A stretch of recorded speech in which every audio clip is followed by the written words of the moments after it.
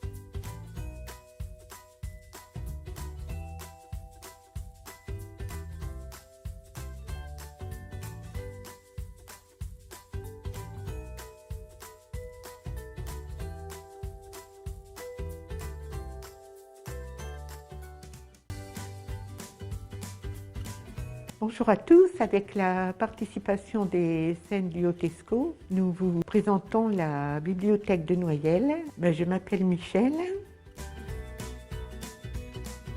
Nous sommes là pour accueillir les personnes qui désirent lire, prendre des livres. Il y a des albums pour les enfants, pour les adultes, tout le monde y trouve son compte. Nous sommes situés sur la placette à côté de la salle des fêtes, à Noyelles. Nous sommes ouverts le mercredi de 14h30 à 16h et le samedi de 10 à 11. Oui, si quelqu'un se présente, nous serions d'accord pour accueillir la personne qui veut bien venir nous aider. À l'occasion, c'est possible.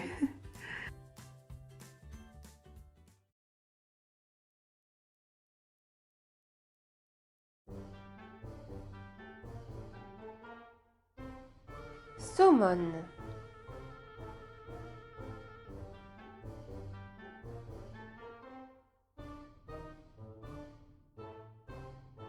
Bien loin, tout au fond de l'océan, le royaume des mers était gouverné par le roi Triton. Il avait 7 filles, 2 sirènes toutes plus belles les unes que les... Ah non, 6 pardon, parce que la 7e, elle avait une tête de thon.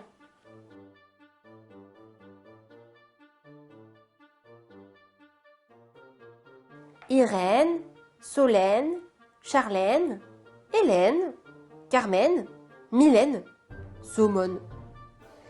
Elle était comme toutes ses frangines, mi-fille, mi-sardine. Seulement elle avait une tête de morue et des jambes poilues. Sa mamie avait dû lui tricoter un slip en algue pour cacher ses fesses, qu'elle avait d'ailleurs très épaisses.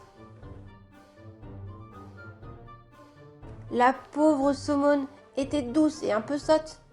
Ses sœurs se moquaient d'elle et la traitaient comme de la crotte. « Tu ne trouveras jamais un mari, pauvre laiton, à part peut-être un vieux plancton.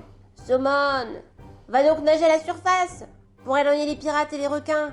Rien de plus efficace. » Saumon désespérait. Être différent des autres, c'est toujours compliqué. Elle passait ses journées tapie dans le fond marin, en rêvant de meilleurs lendemains. Sa mamie, comme souvent les mamies, avait bien du chagrin pour sa petite fille. Elle discuta avec sa copine Raymonde, une raie très cultivée qui savait à peu près tout sur tout le monde. Il faut qu'elle trouve une huître à 3 perles. C'est aussi simple que ça. Quand on y arrive, on peut faire le vœu de son choix. Et il se réalise à chaque fois. Mamie était sceptique, mais Raymonde se montra catégorique. Le voisin du cousin de ma belle-sœur a réussi à dénicher ça. Il a souhaité gagner 1 million de coquillages au loto. Et maintenant, cet anchois est plus riche que ton fils le roi. Mamie n'y croyait qu'à moitié, mais il fallait tenter.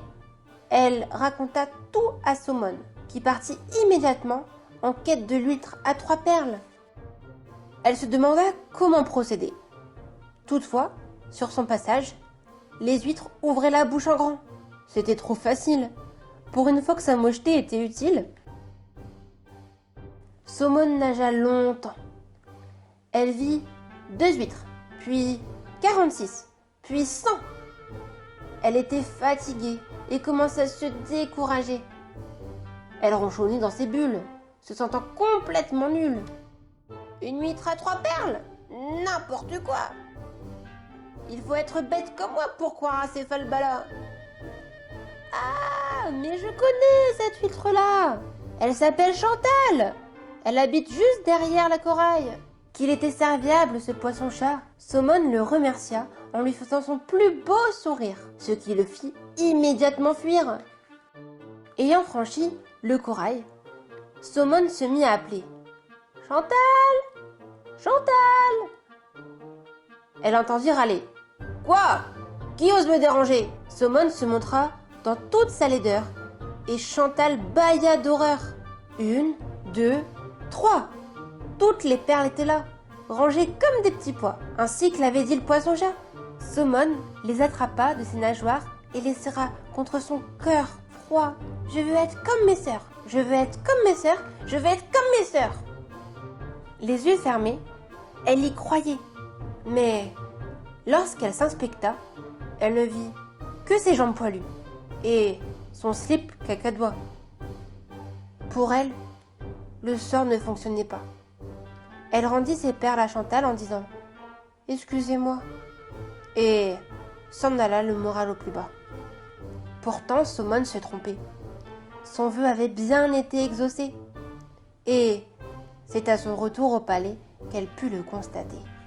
Car bien loin, tout au fond de l'océan, le royaume des mers était gouverné par le roi Triton. Il avait 7 filles, des sirènes aussi moches les unes que les autres. Ah non, pardon, la moins laide se prénommait Somone, et comme elle était heureuse et enjouée, elle semblait un peu plus mignonne.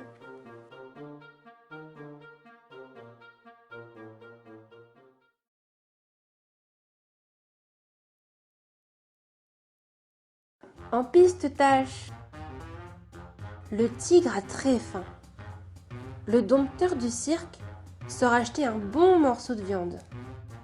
Son tigre en profite pour sortir aussi. Sous le chapiteau, le trapéziste répète son numéro, gracieuse comme un oiseau. Le tigre, lui, n'y voit qu'un bon morceau. Il attend, la gueule ouverte, juste en dessous. Monsieur Biscotto, l'amoureux de la trapéziste, arrive à la rescousse. Le tigre n'en fait qu'une bouchée. Arrive le cracheur de feu. Le tigre le gobe comme un asticot. Le clown aussi est avalé, alors qu'il n'avait rien demandé. Et tout un tas d'autres gars. Par-dessus le marché, la trapéziste affolée perd l'équilibre. Catastrophe! Quand le dompteur revient, il trouve son tigre bien gros. Mais sans se poser plus de questions, il répète son numéro. Et comprend aussitôt. Furieux, il envoie illico le tigre au dodo. Et garde pour lui tout seul un bon morceau